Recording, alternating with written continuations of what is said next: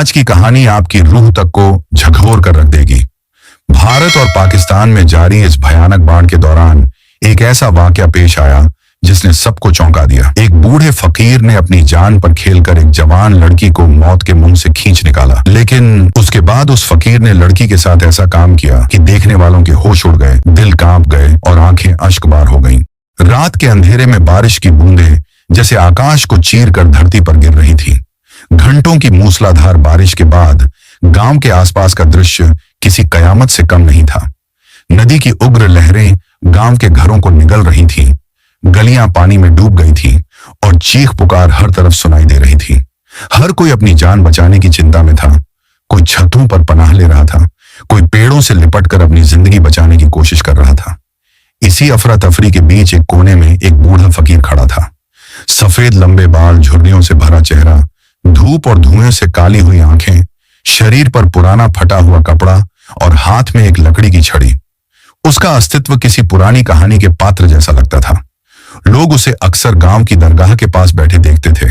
कोई उसे पागल कहता तो कोई वली, मगर आज उसका किरदार सबकी नजरों में बदलने वाला था। फकीर के सामने तेज पानी की लहरों में एक चीज बहती हुई दिखाई दी। उसने आंखें जोर से मूंदी। धुंधली रोशनी में उसने देखा कि वह कोई बोरी या लकड़ी नहीं थी, बल्कि एक लड़की का शरीर था जो पानी में बहते हुए डूबने के कगार पर थी। फकीर का दिल थर्राया। उसके कानों में लड़की की धीमी धीमी चीखें गूंजने लगी। पानी के शोर में उसकी आवाज दब गई थी, लेकिन फकीर का दिल उसकी बेबसी को महसूस कर रहा था। वह एक पल के लिए रुका।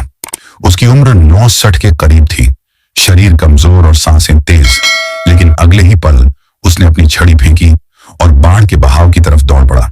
या अल्लाह, मदद कर, फकीर ने दिल ही दिल में कहा और पानी में कूद गया। बाढ़ की उग्र लहरों ने उसके कमजोर शरीर को ऐसे झटका दिया जैसे सूखे पत्ते को हवा उड़ाती है। पानी की ठंडक ने उसकी हड्डियों को चीर दिया, लेकिन उसने हिम्मत नहीं हारी। अपने खुरदरे हाथों से लहरों को चीरते हुए उसने लड़की के पास पहुंचने की कोशिश की। लड़की लगभग बेहोश थी। उसके चेहरे पर डर और थकान साफ झलक रही थी। पानी उसके मुंह और नाक में भर चुका था। फकीर ने पूरी ताकत से उसका हाथ पकड़ लिया। एक पल के लिए ऐसा लगा जैसे बाढ़ दोनों को बहा लेगी। बेटी, हिम्मत करो, अल्लाह बड़ा है। फकीर ने पूरी जान लगाकर लड़की को किनारे की तरफ खींचना शुरू किया। पानी का बहाव तेज था, लेकिन फकीर के अंदर एक अनोखी ताकत आ गई थी। वह बूढ़ा कमजोर फकीर अब किसी मुजाहिद की तरह लड़ रहा था। कई बार लहरें उस पर हावी हुईं, कई बार उसकी सांसें रुक गईं, लेकिन उसने लड़की का हाथ नहीं छोड़ा। आखिरकार वे दोनों एक टूटी हुई झोपड़ी के दरवाजे से टकराकर रुक गए। फकीर ने पूरी शक्ति से लड़की को ऊपर धकेला और खुद भी सांस लेने के लिए संघर्ष करने लगा। लड़की नीम बेहोशी में जमीन पर गिर गई थी। उसके होंठ कांप रहे थे और आंखें धुंधली हो रही थीं। फकीर ने कांपते हाथों से उसका चेहरा थपथपाया। बेटी, आंखें खोलो, हिम्मत करो। कुछ ही देर बाद लड़की ने मुश्किल से आंखें खोली। उसकी आंखों में एक अनजानी भय और दर्द छिपा था। आपने मुझे बचाया, उसने धीमी आवाज में कहा और फिर से बेहोश हो गई। फकीर ने आसमान की तरफ देखा। शुक्र है अल्लाह तेरा। बारिश थमने का नाम नहीं ले रही थी। पानी अब भी गांव के घरों को बहा रहा था। फकीर जानता था कि यह पल सिर्फ शुरुआत है। लड़की को बचाने के बाद असली कहानी अब शुरू होगी। फकीर ने अपनी कमजोर टांगों पर लड़खड़ाते हुए लड़की को कंधे पर उठाया। उसका शरीर हल्का था, लेकिन पानी में भीगने के बाद भारी लग रहा था। पास ही एक टूटी हुई मस्जिद की छत अभी भी खड़ी थी। फकीर उसे वहां ले गया। मस्जिद के अंदर अंधेरा था।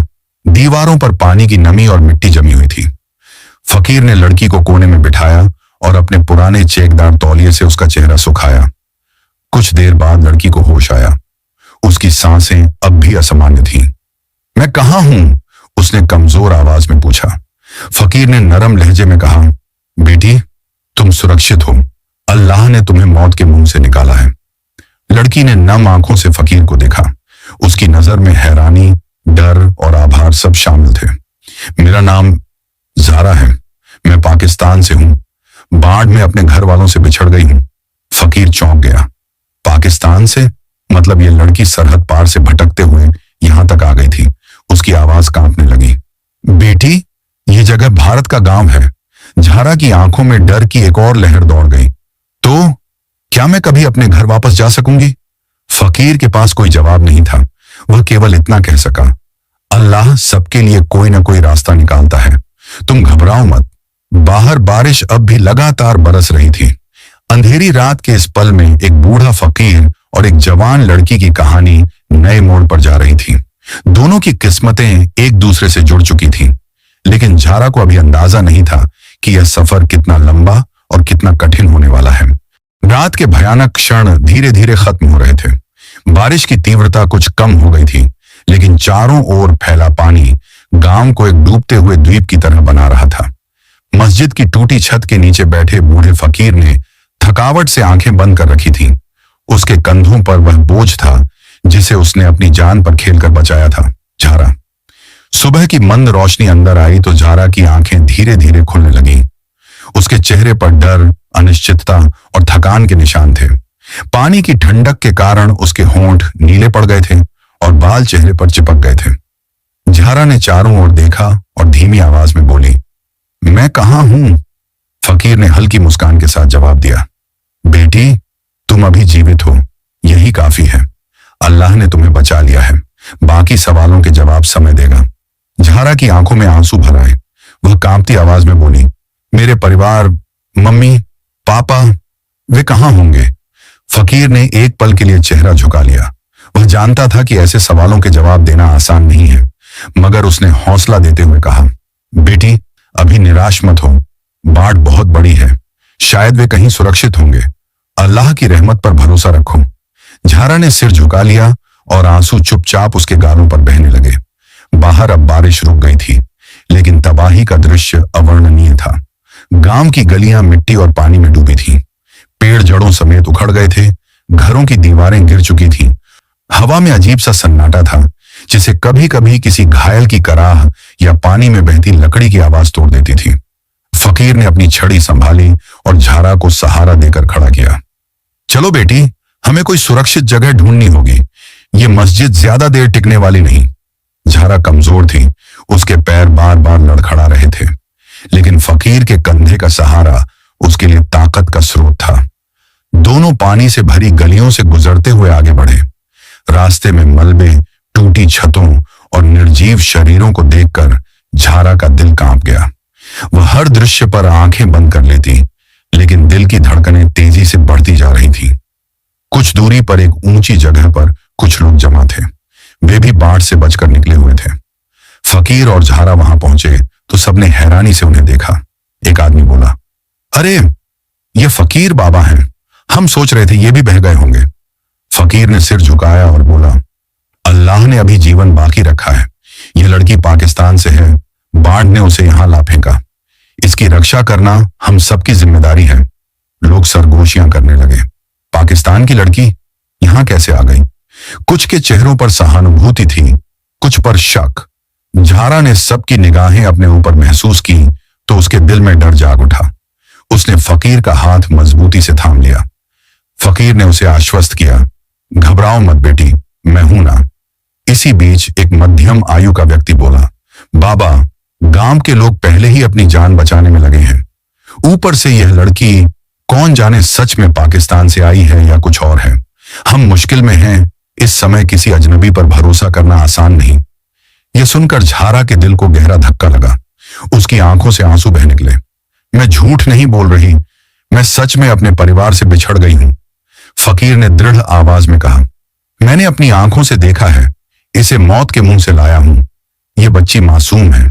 तुम सब अपने दिलों में थोड़ी दया रखो। आज अगर यह तुम्हारी बेटी होती तो क्या तुम यही कहते? फकीर की बात ने सभी को चुप करा दिया। कुछ लोगों ने नजरें झुकी, कुछ के चेहरे नरम पड़ गए।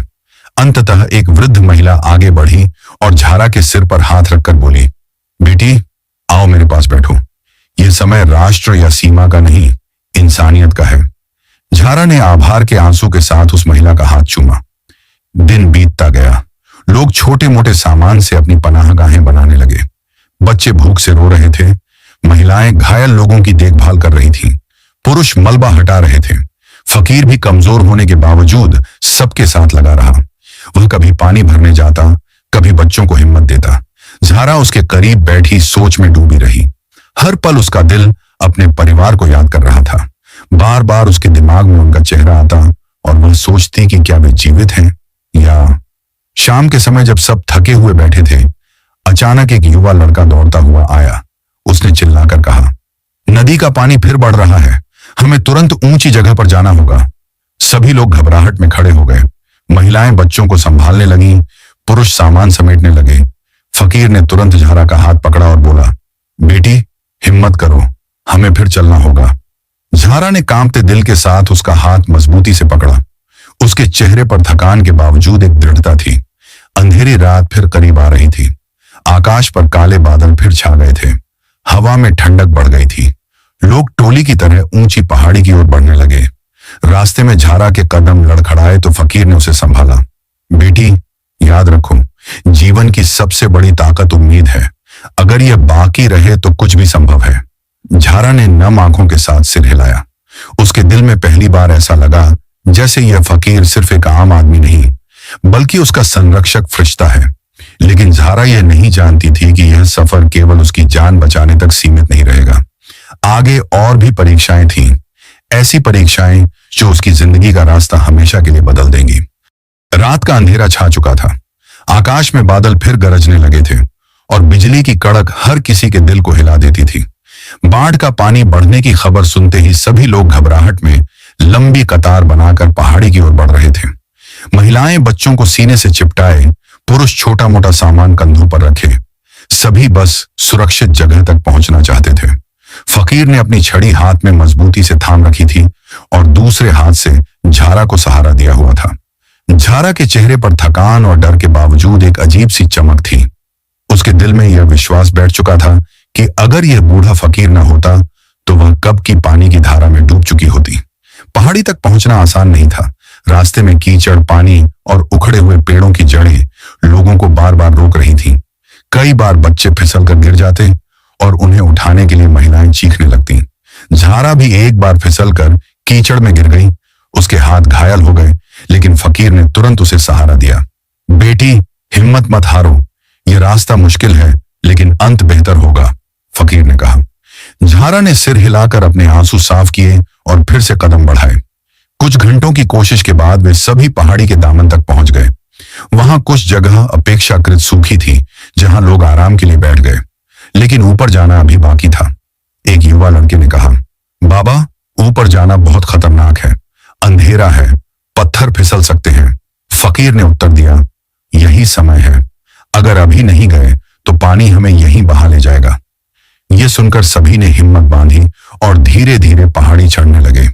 झारा बार बार रुकती, उसके पैरों में कांटे और पत्थर चुभ रहे थे, लेकिन फकीर हर बार उसका हाथ पकड़कर उसे ऊपर खींच लेता। झारा ने मन ही मन सोचा, यह बूढ़ा आदमी इतनी उम्र में भी मेरे लिए इतनी मेहनत कर रहा है। अगर यह ना होता तो शायद मैं एक कदम भी नहीं बढ़ा पाती। अंततः घंटों की कोशिश के बाद वे सभी पहाड़ी के एक अपेक्षाकृत सुरक्षित स्थान पर पहुंच गए। वहां कुछ पुराने पेड़ और एक खंडहर सा डेरा मौजूद था। सभी ने वहीं पनाह ली। रात ठंडी थी, लोग कांप रहे थे। किसी के पास कंबल नहीं था, किसी के पास खाने को कुछ नहीं था। बच्चे भूख से रो रहे थे। झारा ने आंखों में आंसू लिए फकीर से कहा, बाबा जी ये सभी लोग किस हाल में हैं? क्या हम जीवित बच पाएंगे? फकीर ने आकाश की ओर देखा और धीमी आवाज में कहा, जिंदगी का रहस्य सिर्फ अल्लाह के हाथ में है बेटी, हम बस अपनी हिम्मत नहीं छोड़ सकते। झारा ने सिर हिलाया, लेकिन उसकी आंखों में अब भी बेबसी थी। अचानक पहाड़ी के दूसरे हिस्से से रोशनी की झलक दिखी। सभी हैरान हो गए। किसी ने कहा, लगता है कोई और भी बच गया है। फकीर ने सभी को तसल्ली दी और अपनी छड़ी के सहारे धीरे धीरे उस ओर बढ़ा। झारा भी उसके पीछे गई। जैसे ही वे पास पहुंचे, देखा कि 3-4 लोग आग जलाकर बैठे थे। उनके चेहरे अजनबी थे। उनमें से एक लंबे कद का आदमी खड़ा हुआ और बोला, कौन हो तुम लोग? फकीर ने हाथ जोड़कर कहा, हम बाढ़ से प्रभावित हैं। यह बच्ची पाकिस्तान से है, मैंने इसे मौत के मुंह से बचाया है, हमें सभी को पनाह चाहिए। वह आदमी गौर से झारा को देखने लगा। उसकी नजरें अजीब थीं, जैसे कुछ छुपा रहा हो। पाकिस्तान की लड़की यहां कैसे आ गई? उसने ताने भरे लहजे में कहा। झारा डर गई और फकीर के करीब हो गई। फकीर ने दृढ़ आवाज में जवाब दिया, यह मासूम है, बाढ़ ने सीमाओं को नहीं देखा। यह इंसानियत का समय है, राष्ट्रों का नहीं। वह आदमी चुप हो गया, लेकिन उसके चेहरे पर नाराजगी साफ झलक रही थी। बाकी लोगों ने सहानुभूति दिखाई और उन्हें आग के पास बैठने दिया। झारा आग के पास बैठते ही अपनी कांपती उंगलियां उसकी गर्मी की ओर बढ़ाई। उसके आंसू लगातार बह रहे थे। फकीर ने उसके सिर पर हाथ रखा। बेटी, डर छोड़ दो, हम सुरक्षित रहेंगे। लेकिन झारा के दिल में एक और डर बैठ चुका था। वह लंबे कद वाला आदमी बार बार उसकी ओर देख रहा था, जैसे उसके बारे में कुछ सोच रहा हो। रात का एक पहर बीत गया। सभी थकावट के कारण सोने लगे, लेकिन झारा की आंखों में नींद नहीं थी। उसने धीरे से फकीर से कहा, बाबा जी, मुझे लगता है यह आदमी मुझे पसंद नहीं कर रहा। उसकी नजरें अजीब हैं। फकीर ने आंखें खोली और गंभीरता से कहा, हाँ, मैंने भी महसूस किया है। बेटी, याद रखो, इस दुनिया में सभी नेक नहीं होते। हमें सतर्क रहना होगा। झारा ने सिर हिलाया, लेकिन उसके दिल में डर और बढ़ गया। इसी समय अचानक पहाड़ी के नीचे से एक जोरदार आवाज आई। पानी का बहाव फिर तेज हो रहा था। लोग घबराकर उठ बैठे। वह लंबे कद वाला आदमी बोला, अगर हम ऊपर नहीं गए तो सब डूब जाएंगे। लेकिन एक बात है, यह लड़की हमारे साथ रहे तो मुश्किल पैदा कर सकती है। लोग सवाल करेंगे, हमें बांटना भी कम पड़ जाएगा। बेहतर है इसे यहीं छोड़ दें। यह सुनते ही झारा का दिल कांप उठा। वह डर के मारे फकीर का हाथ पकड़ गई। फकीर की आंखों में गुस्सा और दर्द झलक गया। उसने ऊंची आवाज में कहा, शर्म करो, ये एक बच्ची है, कोई बोझ नहीं। अगर कोई इसे नुकसान पहुंचाने की कोशिश करेगा तो पहले मुझे पार करना होगा। सन्नाटा छा गया। सभी लोग फकीर के शब्दों पर चुप हो गए, लेकिन झारा के दिल में एक नया सवाल जन्म ले चुका था। क्या मैं सच में यहां सुरक्षित हूं, या यह पहाड़ी मेरा दूसरा इम्तिहान बनने वाली है? रात की ठंडी हवाओं में उस सवाल का जवाब अभी रहस्य में छुपा था। सुबह की हल्की रोशनी पहाड़ियों पर फैल रही थी। रात के अंधेरों के बाद जब पहली किरण ने धरती को छुआ, तो जैसे सभी के दिलों में उम्मीद की हल्की लहर दौड़ गई। लेकिन झारा के दिल में अब भी डर था कि आगे कौन सा इम्तिहान उनका इंतजार कर रहा है। फकीर ने अपना हाथ उसके सिर पर रखा और कहा, बेटी, हिम्मत रखो, आज तुम्हें तुम्हारा असली सफर मिलेगा। वे सब धीरे धीरे पहाड़ी से नीचे उतरने लगे। नीचे घाटी में एक कच्चा रास्ता दिख रहा था, जो शायद किसी गांव की ओर जाता था। झारा की सांसें तेज हो रही थीं।